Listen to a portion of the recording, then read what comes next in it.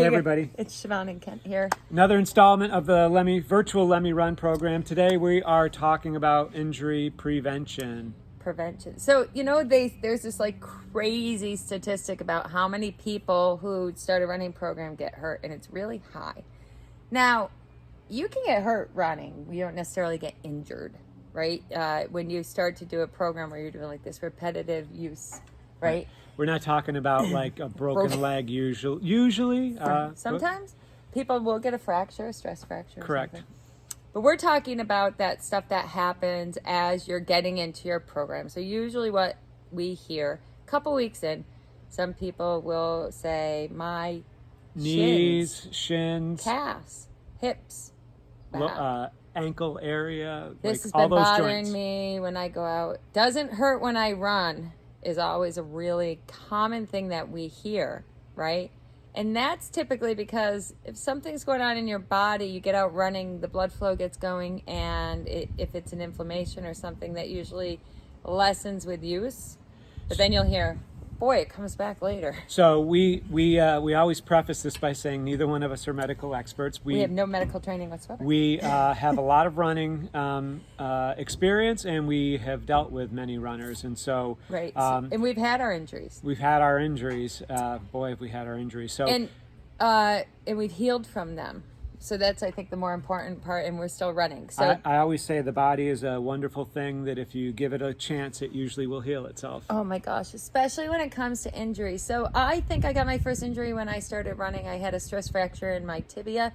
I didn't pay attention to this pain that was in one leg, and I thought I'd run through it. You ever hear that line? Run through it. Tough it out. And I ended up with a very, very minor hairline stress fracture, and I learned then to stop doing that. And then other things that have come up for me are like muscle tendon things. My biggest thing is my plantar fascia. There's a whole handful of very common things that happen to runners or bodies when you start running, right? Right. We typically, they categorize them as like shin splints, which is a general term for any type of pain around the front tendon. of the front of the leg. Knees are usually, and there can be inside of the knee, underneath the knee, outside of the knee, Foot pain? Lower, so Achilles, plantar. Sounds like a great sport, doesn't it? What it is though, it's your body acclimating to the use of you taking this weight and hitting pounding. the pavement 180 times a minute. And you haven't done that for a long time, so it takes your body this time to get conditioned. So that was if you remember our original talk about the 10% rule, and this is all just trying to allow your body to slowly acclimate to the pounding of running. And sometimes this is not a judgment on anyone. I know somebody who runs every day. That's fantastic. We often run every day. We have breaks. We take our breaks. We've been doing it for a long time, right? So we conditioned our body to be able to handle it. But when we need rest, we take it, and we know it because it's vital for your body to absorb the work that you put it through. So here's a few things that I like to try to categorize this to help you self-diagnose a little bit, when you can run and shouldn't run. First of all, we try to think of, and again, no medical training.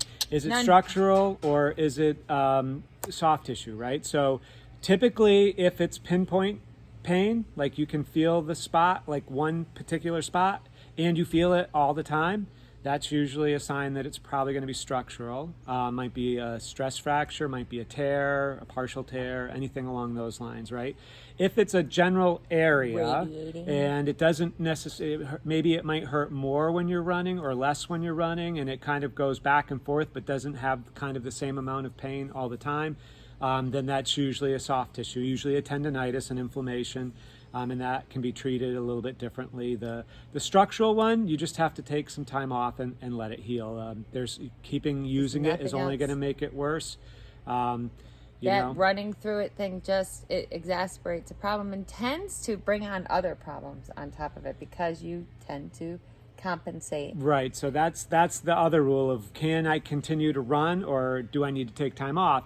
And so I always will tell people, if you can run and you feel something that it's not quite right, but you can run smooth and evenly and not favor it even a tiny little bit, then you can run on it. The minute it starts to get worse or that you need to favor it even a little bit, Yep. you shouldn't be running on it. You should And be what do taking you mean time by off. favoring it? Meaning like you're not landing as hard, or you're landing on a different part of your foot, or you're adjusting yourself. Right. We need to be even when we run, because if you're taking 180 steps a minute and you're out there running for 40, 50, 60 minutes, that's a lot of steps. And if you're cumulative. doing something not evenly, it's going to work its way. And usually that small thing that could have been addressed with a couple of days off early turns into a big thing that you need to take a couple of weeks off. So here's the thing. There's a few things that you can look at that are indicative of getting injured, right? So very rarely does somebody, unless they fall or something, does anybody go out, do a couple runs and say, I got hurt running, right? You might get a little bit strained, sore, whatever it is. So you want to make sure that you're following all those rules, right? And keeping yourself in that slow increase. When something shows up, for the love of everything important, handle it then, right? Don't see if it's going to get worse, right? So we always say usually the number one thing that we look at is your shoes. That's Right. the place to start. Place to start is your shoes. Then your level of activity, your amount of activity. Have you really increased things? frequency. Have you done more than you should have? What typically happens, and Kent might, he'll agree with me, right, is that usually what injury is preceded by is success, right? So typically a person, myself included, gets into a running program and you start to see success. You start to see you're able to run further, longer. You'll start to see your body composition change, and that I hear people run to lose weight. Right. And then they see that the success happens with this work, so that the mindset of more is better comes in.